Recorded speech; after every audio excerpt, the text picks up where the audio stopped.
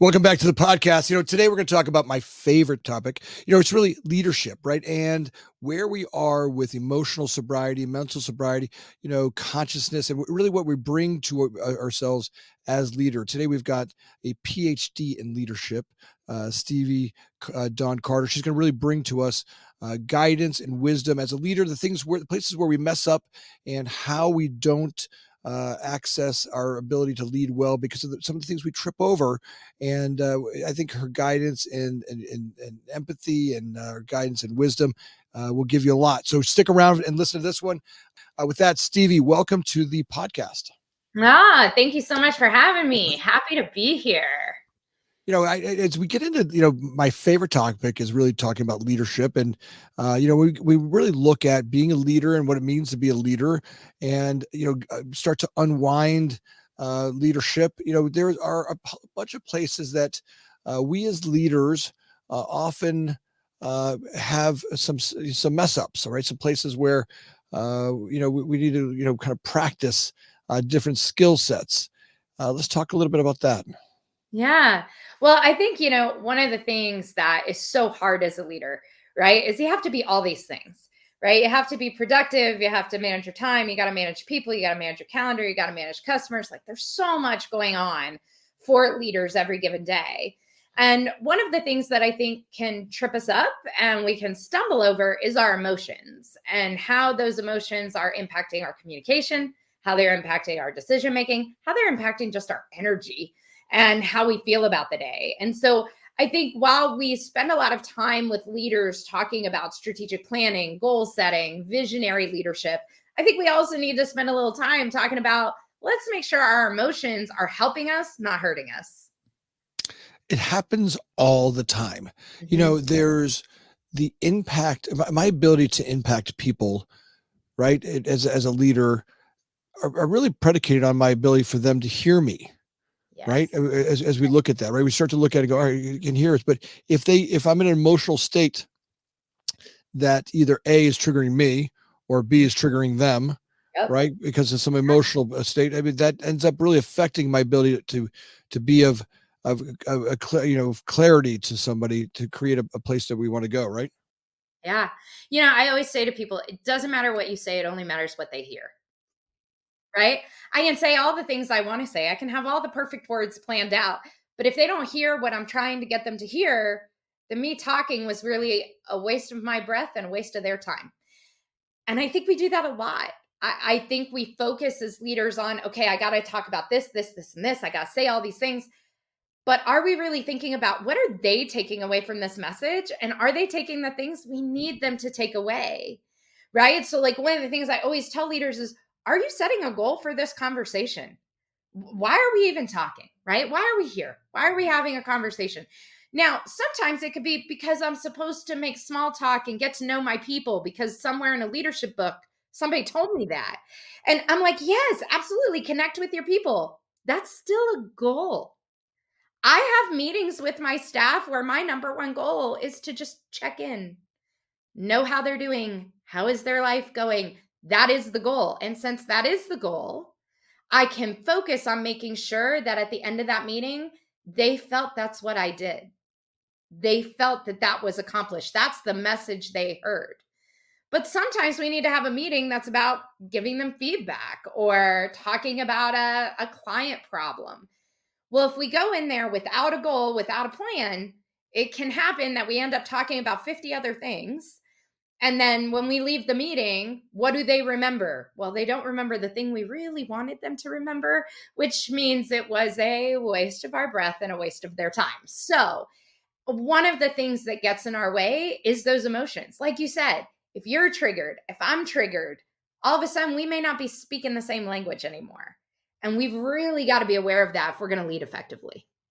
Yeah, I noticed myself that, oftentimes I wake up and I always laugh, right? I got this guy in my head. I call him Fred, right? And Fred's kind of this, kind of this jerk, he kind of wakes up in the morning right before I do. And he starts poking at me. What about this? What about that? What about this? What about that guy? This guy's doing this over here. And I'll shoot that guy over here. I got to get this girl over here. Now, what about that guy? Right. And Fred's kind of poking at me.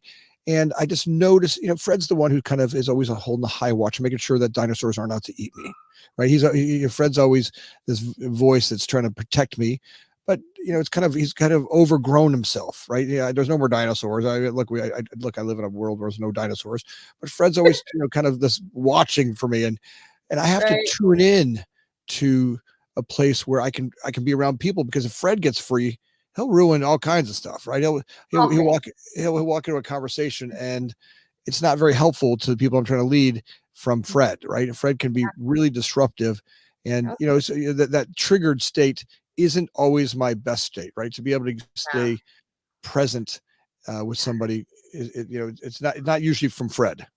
Yeah, no, it's so true. And we all have that, right? I call it the negative committee. Everybody's got the negative committee in their head. It's a group of humans, a group of voices, or Fred, who tells you all the things that are going wrong, all the things that are about to go wrong, and all the things you should have thought about yesterday that are still going wrong. And if we let that voice or those voices start making us make decisions, start controlling our mouths and what we're saying, all of a sudden it's very one sided and it's very negative and it's very emotional. And the truth is, while we are emotional beings and having emotions is part of the human experience, and I am not someone to say, leave your emotions at the door. I don't think that's possible. They're part of who you are. You bring them with you. But there is an element of saying, you know what, though? They don't necessarily need to be making my decisions for me. They need to inform me, they need to educate me, but they don't need to make the decisions. Because if I allow those negative voices to always be the ones making decisions, I will always play it safe. I will never take a risk. And I will probably say things that hurt other people in order to save myself, which usually is not a good thing to do as a leader. Right, right. I mean, it's not necessarily. I always feel like it's. I can't trust Fred, right? I can't trust No. that thinking. Mhm. Fred's always thinking of the most negative thing to happen. Yeah. From that point of view, and one of my friends calls it the itty bitty shitty committee. Yeah. Yeah, I love that. yeah. I got another one friend of mine. He calls it the Fruit of the Loom committee. You Uh-huh. know, that, it just we have those voices in our brain, that voice that it came with us. It came with this Neanderthal brain. This in 40,000 years ago, when there were dinosaurs roaming the planet, waking up and making sure there wasn't a snake under a bed or a bear somewhere was probably pretty useful. But Yeah. you know, we kind of outgrown it a little bit. So as we get aware of that, okay, great. Fred's there, the voice is Yep. there, whatever the group's Yep. called, it's there. Now maybe I could stand back and just take it for what it is. All right, it's guiding me. So I Mhm. think that's a good distinction to get to a place where before I enter the conversation with the people I'm leading, Yeah. right, just make sure I'm not bringing that committee to the conversation. Right. And I think one of the easiest ways to do that is what we call a pulse check, right? Pulse check, super easy. You and I, we can do it right now together. Okay. Do You it. up for this? Do it. Let's do Yeah, it. yeah, I'd love to. So, scale of 1 to 10, how you feeling today? Just think about it. Think about it. How you feeling today in this moment right now? Your feelings, your thoughts, your Good. ideas. I'm feeling great. I'm in this moment you want me to answer? Want me to answer that, right? Go for it. Go for it. Yeah, Give yeah. me your I'm answers. How you feeling feeling? good. I'm excited about you. I love the conversation we're having. I love Okay. having a podcast with someone who really kind of opens up our thinking. So excited, a little nervous because we got a camera on. So a little bit Right. of fear, a Yeah. little bit of Okay. excitement, a lot of joy. Put it on a scale of 1 to 10, 10 being awesome, 1 being shitty. Where are you at? I'm at a 8.5. 8.5. Great. I'm at about a 7, right? Okay. So what do we know, right? If we look at those numbers, what do we know? Anything above a 5 means smooth sailing. We can get through most conversations, we can handle most distractions, and that negative committee is not taking up a lot of space in our brain in this moment. They are not in control of our decisions. They're not in control of our mouths. We're doing okay because we're feeling good. But my assumption is at some point in your life, you've had a day where you felt like a 1 or a 2 or a 3, and you had a bad day. And when we have a bad day, isn't everything harder? Right? Harder to send an Absolutely. email. Yeah. Well, Right? my ability to be present isn't there, right? Because I got Fred going, the committee going on, and I'm All the not things, present. Yeah. right? And so what happens to us a lot of times is we go through our day without ever taking the second. And it's literally, it didn't take you long to come up with the number. It takes your brain milliseconds to do this. But if you just stopped before every human interaction and just did that, how am I feeling? Scale of 1 to 10. Where am I at today? Right? Knowing that that number can change, right? Because you can wake up feeling a 3, but then you can have a great conversation with somebody and feel an 8. And then your mother-in-law can call and you can feel a 4, right? Like everything is different. We change throughout the day. But if you would just take the time to think of that before you open your mouth, before you interact with somebody, you would find that you have more control over what's about to happen. Because when our number is positive, we're like, cool, we got this. Now all of a sudden we have confidence and fun and joyful emotions. When that number's less than a 5, so we know, we're not in our best space, then I think we have two choices. We either A, say, you know what, if this is something I can reschedule, maybe I should. And that's something that I tell all my leaders. I give you full permission to reschedule something if you are not going to be your best human. If you are not capable of being your best human in this moment, reschedule it. Because to me, it's just as bad as being ill, right? Worse, worse. I mean, look, when I'm in that triggered state, or I know that I'm gonna enter a conversation or with somebody, I had one yesterday. I was on a Jasper, Georgia, and I was on a job site and had this site guy that was all mad on the phone, and he said, "Are you at the job site? I'll come over there right now and tell you in your face." And I'm like, "Uh-oh. Uh-oh, this is, I got a real emotional guy coming over. I got he's angry, a little embarrassed, a little frustrated." And I walked in the bathroom, but, and I said, "All right, Anthony, this guy's going to walk in. He's going to be on fire, right? What am I going to Yeah. do to maintain, how Yes. do I stay conscious, right? How do I stay in a space of, because what I know is, we're really creative beings, right? I Yep. know that we're really creative. Like I know that one inside of me has this real creativity until I go unconscious, right? Mm-hmm. Where I lose my clarity, right? Where I get triggered or triggered or Yep. unconscious, however we want to describe that feeling of that place where I lose control of my, and as a leader, I always feel like my job is to stay conscious and aware and open and to look at there's a billion ideas that I could bring to any problem. Right? Like literally Yep. a billion ideas I could solve any problem. And when I'm in a conscious point of space, I know the universe brings those answers to me. But as soon as I go Yeah. unconscious, I get the F-its, the mad, I shut the, Oh, I yeah. start cursing and yelling, Yep. whatever, that fear kicks in, and like Yeah. that portal of thought shrinks, It's strength. Right. And you can't think clearly, you Yeah, can't speak clearly. And so, one of the things we have to do is give ourselves permission that sometimes today is not the day for that conversation. I always say it this way: if it's a conversation I could schedule, then I can choose to reschedule it. that's right. Right That's right. That's right. now, are you still going to interact with people because they're just going to come to your office or whatever? They don't have an appointment, of course, which is where the second part of this comes in, right? So if my number is less than a 5 and I cannot reschedule the conversation, I can't just decide to have it a different day, then I, as the leader, or I just as the human, need to say, you know what? I'm aware that that's what's happening. I'm aware it's not my best day. So, the number one thing I can do in this upcoming conversation is listen more and speak less. Mm. And Because, yeah.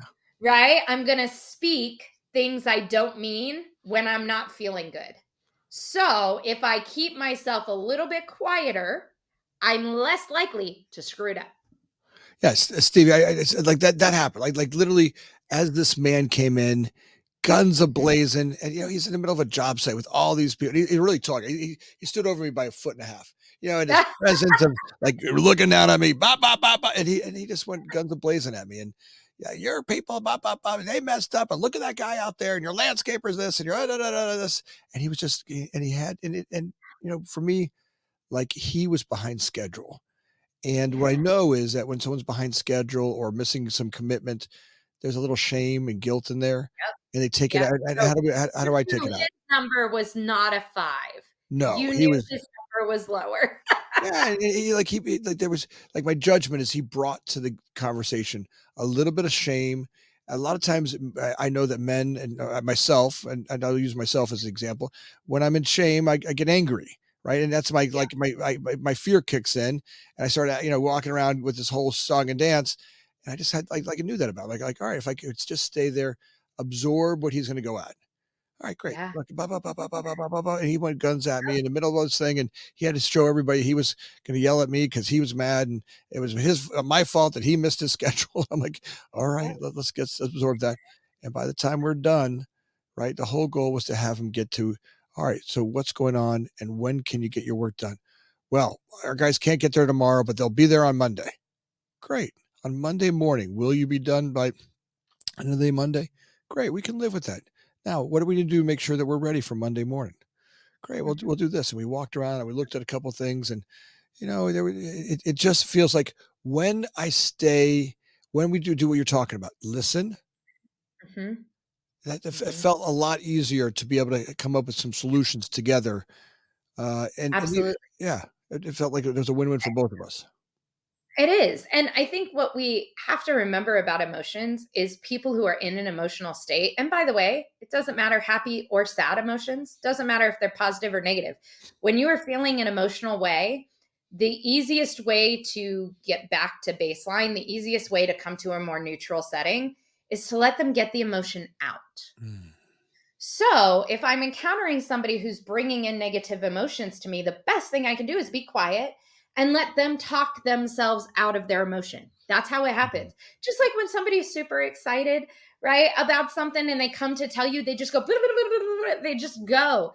The best thing you can do is just let them go. Let them talk. Don't interrupt. Let them go. And then when they get to their stopping point, now we're at baseline. Now we can have reasonable, logical conversation. But so often what happens to us is when somebody approaches, let's say we're having a good day, but somebody approaches us having a bad day, then we start defending. Our day is now triggered, right? Like you That's said, right. and then like now I'm trying to no, let him have his moment, let him get out everything he needs to get out, and then be like, "Cool. So what do we need to do?" Right? Very easy. And I think one of the things that all leaders need to remember is that not only should you pulse check yourself to know where you are, you should pulse check everybody around you. And you don't have to ask them for their number. Now, I will tell you on my team, we actually start every team meeting with a pulse check verbally, Mm. where I say, hey, let's go around. Where are we at today? Because it's as a team, that's a part of our culture, right? So I can't do it with just somebody I meet on the street, but as a team, I can do that. But with people you meet, even if you don't want to ask them their number, you can tell. Just be observant. Look at their facial features. Look at their body language. Give them a number. How are they feeling? And adjust yourself accordingly. Because here's one of the key pieces to this idea. If somebody comes to you at a 7, you can meet them at a 7. You can be below a 7, but you should never be a 10. Mm.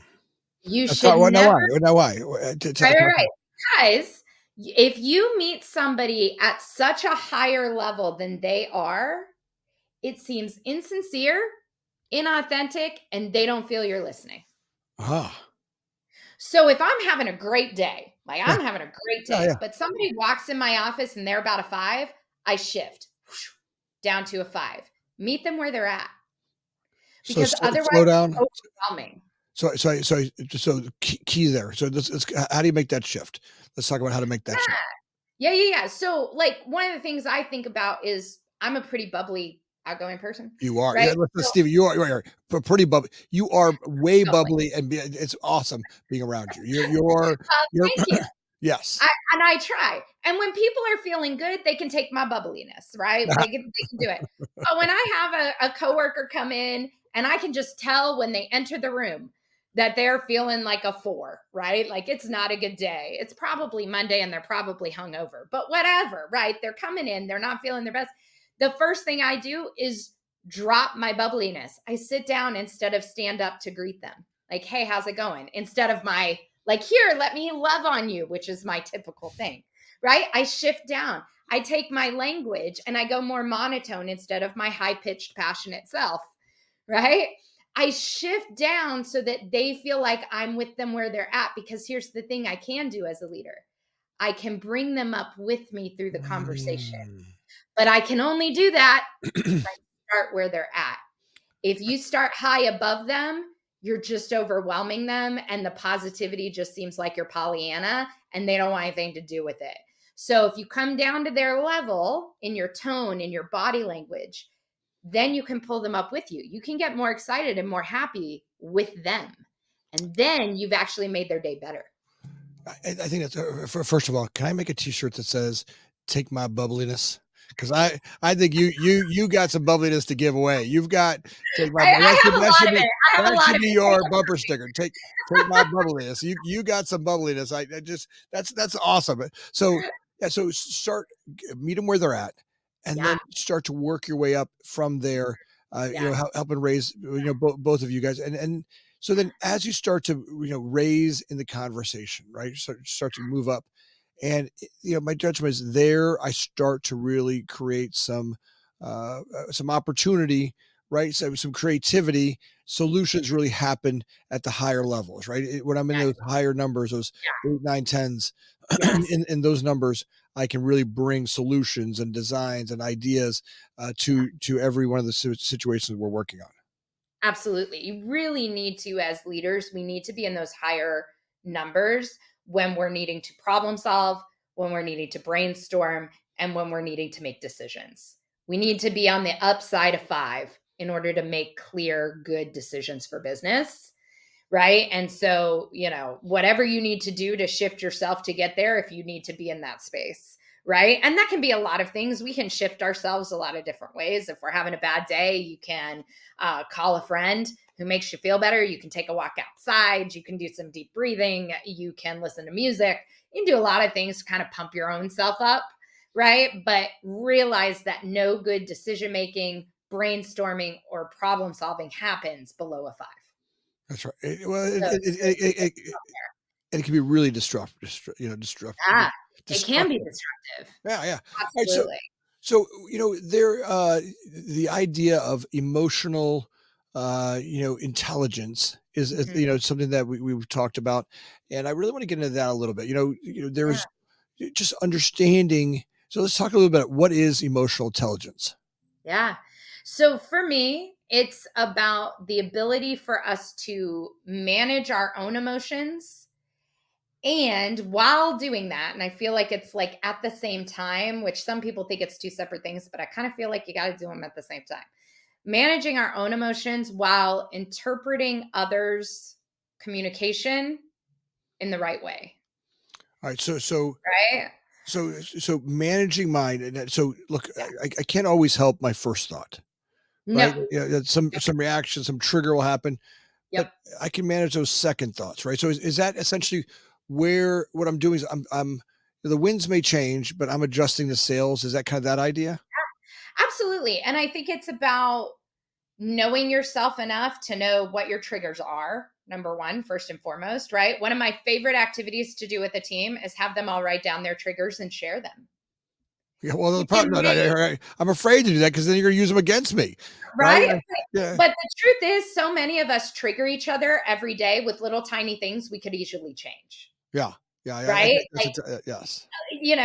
There's some things that trigger us that are so tiny and so small that if we could just tell people what they were, they would just stop doing it. And it would just be so much easier, right? But like we never talk about it, right? So managing our emotions is number one, understanding what our triggers are so we can avoid them when we can, right? The second part of managing our emotions though is also managing how we express those emotions to other people. Mm, Just because I'm having a bad day doesn't mean I need to look like I'm having a bad day. got it. Got it. Right? Because sometimes that can be more destructive than actually anything you say. Is just visually, if they think you're mad at them, you've already lost the war.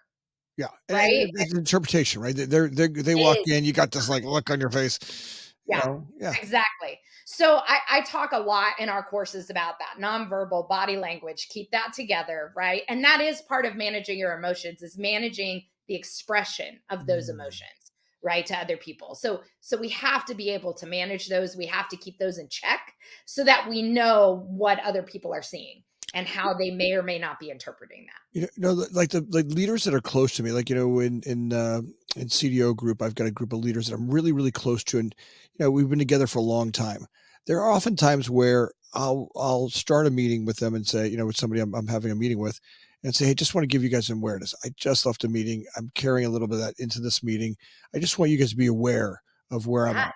Now Yeah. I've got relationships with them where I can do that. I can be vulnerable and say, "Hey, I just left a triggered environment. I'm gonna try to let go of it here, but just be aware that, hey, I'm Yeah. walking into this meeting with you guys, with a little bit of a triggered, with some weight that I'm carrying, and sometimes that group of people I've got such a great emotional or such a great relationship with. I have the ability to be vulnerable. Now, that doesn't work necessarily with. I can't walk into a group of superintendents and say, "Listen, guys, I'm a little emotional now." Um, it doesn't Right. usually work as well with Yeah. that group. No, you have to definitely have trust in order to vulnerably share, but that doesn't mean you can't share in other ways, right? So I am always willing to any group, even if I just met them yesterday or I'm just meeting them for the first time in this moment. I am always okay to say to somebody, you know what? It's a little cold in here. Why do I say it's a little cold in here? So that way, when I cross my arms, nobody thinks I'm upset. It's just a little cold in here. Now, could it really be that I am upset because of a previous meeting and I know that my body language is going to do that? And so, yeah. But I could also just say it's a little cold in here. Uh, Right? Like we have to get better at just explaining some things to people in the beginning. And it doesn't have to be vulnerable in terms of sharing insight about your soul that you don't want people to know. It just has to be clarifying what they may see from you so they know what it means. You're giving them the definition of how to interpret you. yeah, That's what you're doing. yeah, Right. And if we do that every single meeting and we do that every single time, then when we do carry in this baggage, because we all got it and we all carry it, but when we do carry it in, then hopefully we can at least explain to other people something that lets them know it's not them. that's right. Yeah, Right. yeah, and I think that's the Better real than not just yeah. that's the real value. Hey, all right. Look, I'm here. There's that great book of the Book of Joy by Desmond Tutu and the Dalai Lama, and Absolutely. Desmond Tutu talks about the Dalai Lama in a way. He says, what I loved most about him was that he would be able to be in one conversation and then release that conversation and be in the next conversation Yeah. and then release that conversation. And, as a leader, Yeah. that's my goal, like to be in each conversation anew, And right? do you know how to do that? Let's talk Easy about that. Let's talk way? about Okay. that. Yeah. So you have to create a trigger phrase for yourself. And Mm, every person is different. So I can share mine. I can share some that other people have used. Mine is it's not their fault. mm. That is my trigger phrase. So before I get on a call with you, and I did this today before I hit the button so that we could be together today, because I came from a previous right meeting. And even if it wasn't a bad meeting, so it's not like I have bad things, but I had thoughts. I had things still from that meeting because we don't give ourselves any time, right? I've had a 9, a 9:30, a 10, a 10:30, and now with you it was 11, right? So I've done 5 of these back to back with no time. So I can't process through all that. So what I do is I've created a trigger phrase for myself. So before I hit the button on this conversation, I say, it's not their fault. That's right. That's right. That's it. And it's a trigger phrase for me. I have used it enough that it allows me to do that, to release the previous conversation and come into this one fresh and present and new. And that's my trigger phrase. Other people have used things as simple as let it go. I have a friend who uses release and recharge as her trigger phrase. One of the leaders that I work with, who's a CEO of a large company, says CEO doesn't have to mean chief executive officer. It means chief excitement officer. Woo! There you go. And he uses that in between meetings so he can show up to the next meeting like I'm the chief excitement officer. Look at me go. And he uses that to just clear that out and come fresh. And that's what he has, right? So I think we have to think about what's a trigger phrase that allows us to do exactly that. To let a conversation be over here in the compartment that it was, and Oh, let this conversation happen in the present moment without that. And it's really a lot simpler with people that you don't actually know that well and that you don't see that often. right? Really Yeah. easy for me Yeah. to come into this with you. You have no baggage. We have no past That's right. relationship. That's right. Nothing on top of that, right? That's right. With leaders, that can be very hard, though. I'm meeting with Sally today. Well, I've known Sally for 3 years, and I have 3 years of history with Sally. But here's the thing, and this is the thing I challenge leaders to think about. What if today's the day Sally is different? If you're treating Sally as the Sally of yesterday, then are you allowing new Sally to be here? Well, there's this like sense of already always knowing, right? Yep. This kind of like, I already know what she's going to do. I already know what Sally's going to do. Sally's going to So think this is then what Sally always does. self-fulfilling prophecy. Yeah. And Is it it that does. she would still do it, or is it that you've made her do it? No, it's exactly right. I Right? say that we as leaders cause Yeah. the things that are happening. We Yeah. actually cause that to happen. Yeah, it's Yep. easy for me to see with others. I Yeah. was on this job site I was talking about yesterday, and I was watching the superintendent, the way he was interacting with people. I'm like, yeah, you're causing that behavior. Yeah. The way you're speaking to the men that are there, or the people Mhm. there. You're actually creating your Yeah. your disappointment, right? The way Yeah. you speak about it, the way you create about it, the way you set up for it, the way you started the way you enter the conversation, Yep. your preparation for the conversation, Yep. and he was, just kind of humdrumming and walking around with this kind of attitude, and he just entered the conversation not prepared. He didn't think about what he needed to talk about. There was no goal. There was no Mhm. goal in the conversation, and then they get triggered, and Mhm. these conversations start getting sideways, and people are already tired on a construction site and overworked, and all of a sudden you got some negative stuff happening, and they get more frustrated, and it kind of is like the self-fulfilling prophecy. Yeah. Yeah. And I think that happens to us all, right? So like I try, right? Try is the operative word, not saying I'm great at it, but I do try to look at it as just because somebody acted that way yesterday does not mean they have to act that way today. Mm. And I think about that in terms of my own growth. I am not the leader I was 4 years ago. I've grown as a human. I've grown as a person, as a leader. I have new skills. I have more skills.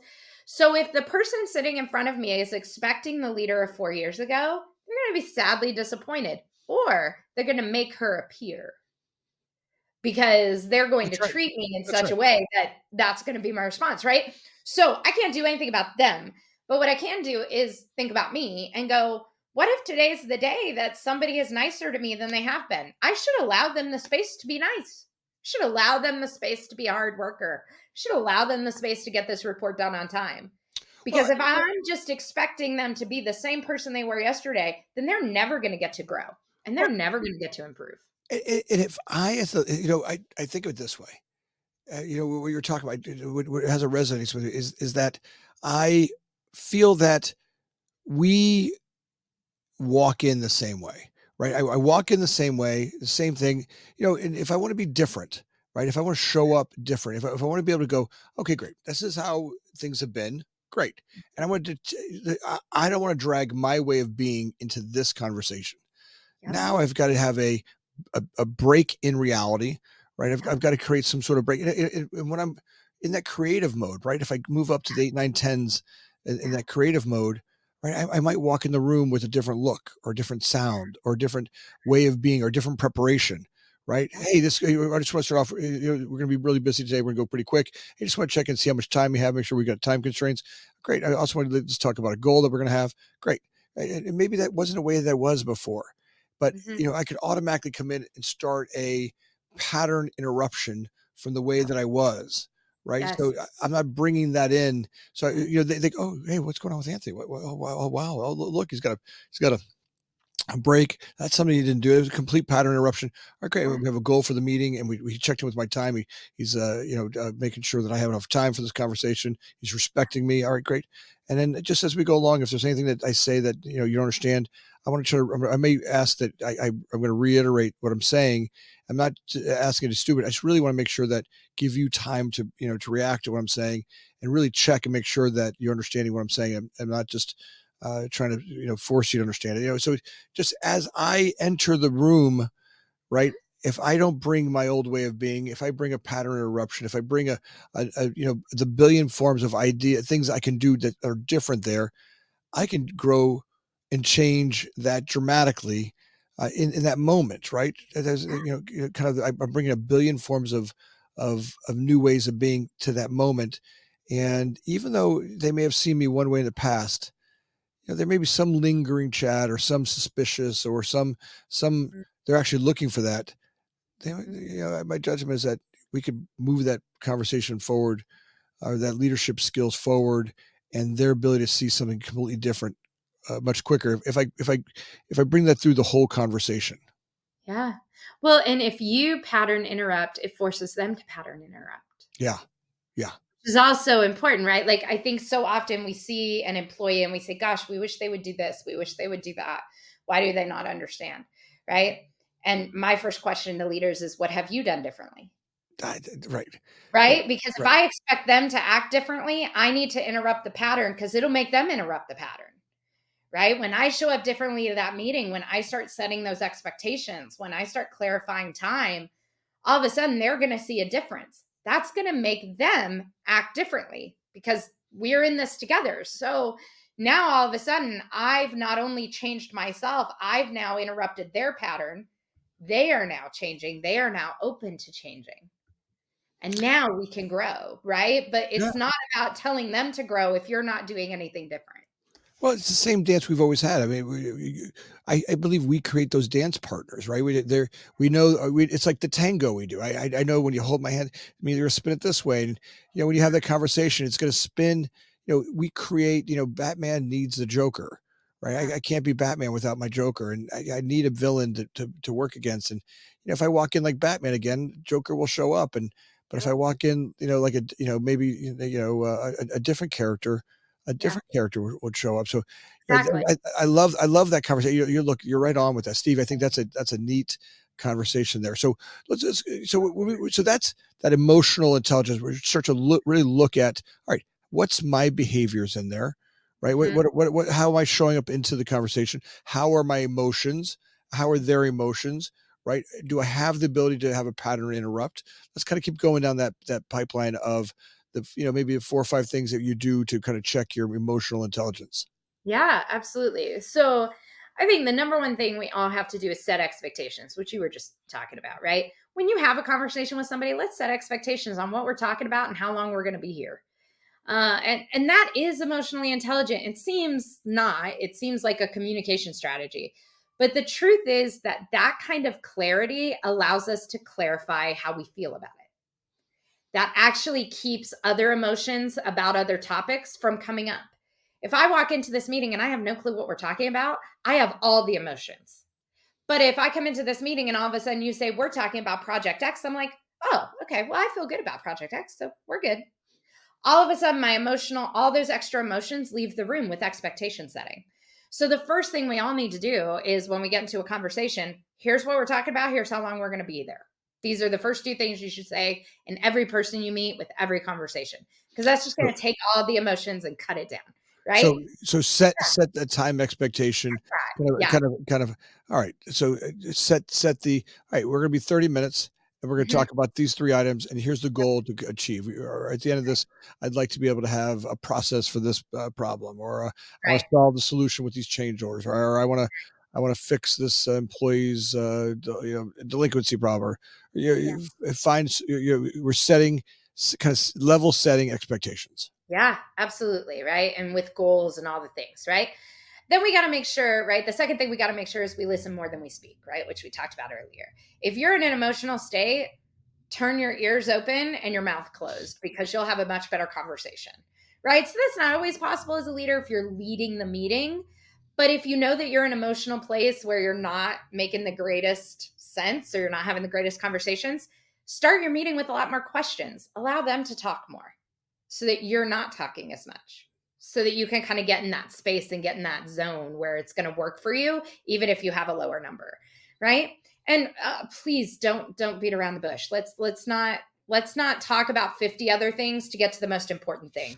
Let's just talk about the most important thing and just be real. Like I hate when we go into conversations and I feel like there's forced 15-minute of chit chat because we're supposed to before we get to what we need to talk about. Y'all, I am a busy person. Don't waste my time.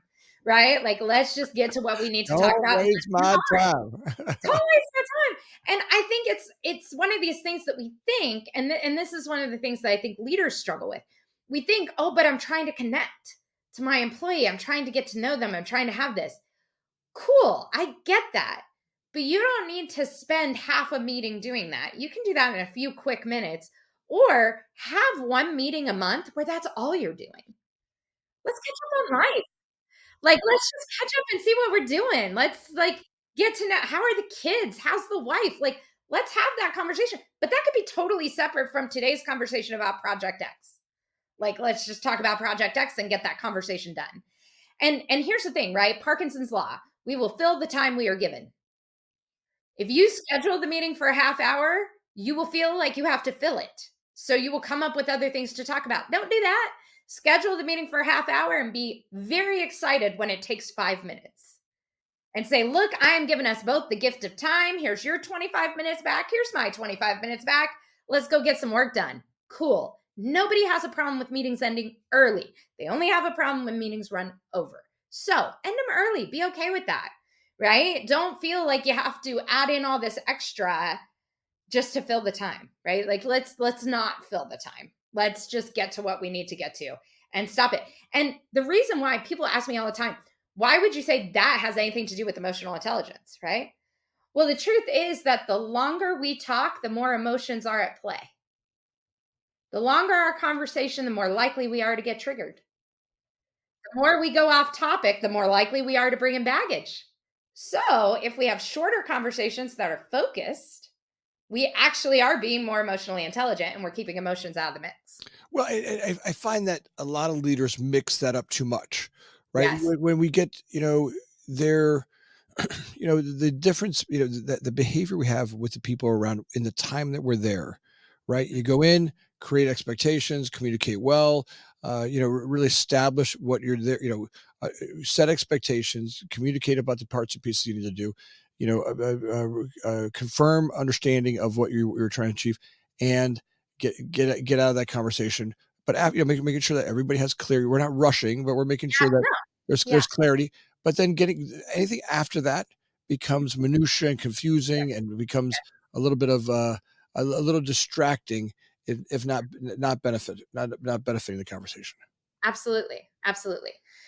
So then if we've set expectations, we've listened a lot, right? We've tried not to be around the bush, we're staying focused, right? We got to make sure that our body language and our facial expressions are okay, right? We got to be in alignment with that.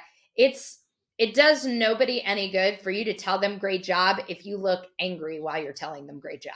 Yeah, They're not really hearing it, they're just seeing your face and going they don't mean it, right? So you got to be thoughtful to how you look and in a conversation. And I always tell people if you don't know how you look, get a friend of yours to tell you because everybody around you knows exactly how you look. yeah, And so even if you're not aware of it, they are. So you can find somebody who can coach you on how to look the way you need to look to get through these conversations. But body language is huge. Facial expressions are huge in conversation. And if you're not actively aware of what your face and body are doing in your conversation, you're screwing it up at some point. right. Right. And that is a part of emotional intelligence because our emotions come across through our body language and our facial expressions. And then the last thing I always tell people to think about with emotional intelligence is empathy, right? Empathy is important. We need to have it. We don't need to have as much of it as people think that we do. There is such a thing as too much empathy. So we need to not go that far, but we do need to use it in our conversations and we need to use it well. The last thing I want to talk on, I just want to kind of run through because you do such a great job with empathy, right? You got one of the favorite topics you talk about is the 3 levels of empathy. Let's Yeah. talk about that. Give me a little bit on that. Yeah, yeah. So, quick rundown 3 levels of empathy. First level, cognitive. Cognitive empathy or sympathy, a lot of times for people. Level one is all about hey, I see that you're struggling. I'm sorry you're going through that. How can I support you? I don't need to feel it to see it, Mm, right? yep. So, cognitive empathy is just making people feel seen. I see you. I see that you're going through that. Sorry that that's happening to you. How can I support you? Level 1 empathy is great for 80% of our interactions. 80%. That's all you need to do is make people feel seen. Level 2 of empathy is emotional empathy. That's where, oh, Anthony, you're talking about this issue that you had. Oh, I've had a similar issue. Let me tell you about my issue. Let me feel it with you. Ah, Let's share in these feelings. Now, see, the thing about emotional empathy and sharing in each other's feelings is sharing makes you equal. That is great for your family. That is great for your friends. That is great for your coworkers. That is not great if you are a leader and they are a person you lead. If that's you awesome. are a leader and they are a person you lead, you do not want to give them all of that empathy, No, because when you give them all of that empathy, they now have things they can use against you, that's right. right? I had an employee once, who we talked about them losing their dog, and I had lost my dog, and we had this whole conversation about losing dogs, and oh my gosh, and we were crying, and it was such a thing. And then 2 weeks later, when I wanted to call him about, hey, why didn't that thing get done? He goes, well, you know about me and my dog. I'm still getting over it. You understood. You see how they use that as ammunition against me? Yeah. Right? Yeah. We don't need level 2 empathy as a leader with our employees. All we need is level 1.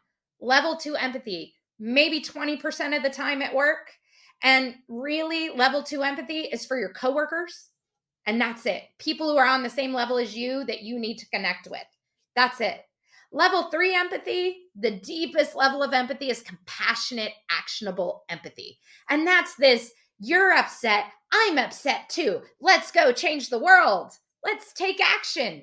That's awesome. And when I'm mama bearing, or in my case, I call it mama sharking, when I mama shark my kids and things that are going on with that, yeah, sure, I can mama shark that. That's actionable, compassionate empathy. Got it. I don't need to be doing that at work. We don't need a mutiny. We don't need an anarchy. That doesn't need to happen. Right. So for me, when I talk about empathy with people, I'm like, look, cognitive empathy is where it's at. Make sure people are seen and you are doing it right. That's all you need to do. You do not need to get your own emotions involved.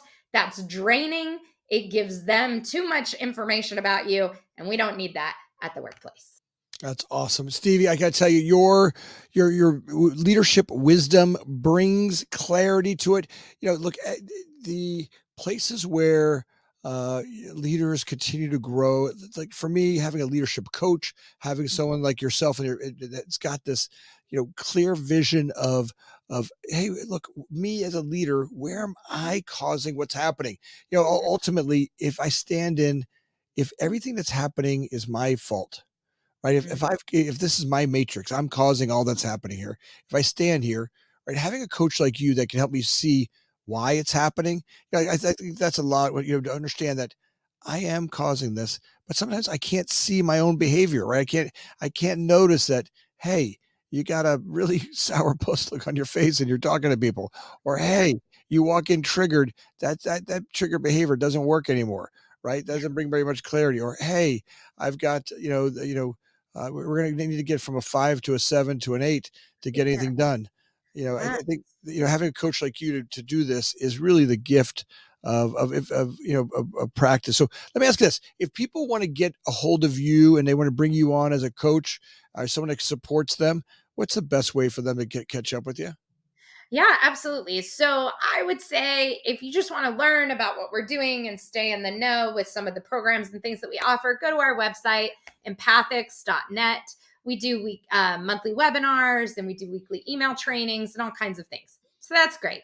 If you want to talk to me personally, the easiest way to get a hold of me is through LinkedIn. I am on LinkedIn every single day. It is my favorite social media platform. I spend way too much time there. And if you find me there, I answer. I don't have a staff member who controls my LinkedIn. I do that. So it is, you are talking to me directly. And I would love to meet you there. And you can find me at Stevie Dawn Carter.